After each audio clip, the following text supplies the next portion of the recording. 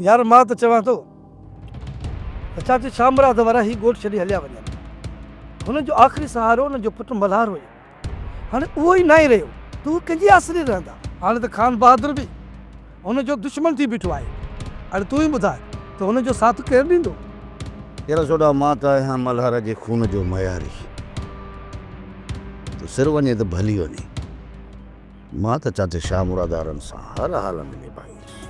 शेरोज़ ख़ान जी मूं ॾाढी ख़िदमत कई ऐं हा तव्हांजे प्यारे सूबेदार बचल खां बि ॾाढी ख़िदमत कराई।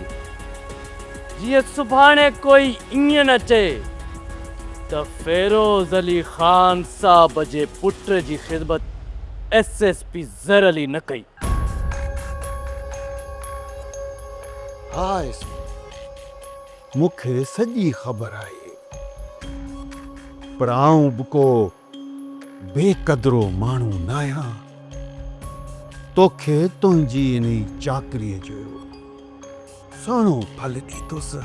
बाबा साईं ॾींघो माण्हू आहे, उनखे ज़िद लाइ मुश्किल आहे। मूं बि इहो ई सोचियो त हरूभरू जी तकरार मां जान आजी करण लाइ ॻोठ छॾे ॾिजे। चंडुटे मां सुभाणे तव्हांजे घर जी चाचा साईं खे क़ाइल करण जी कोशिशि कंदुसि।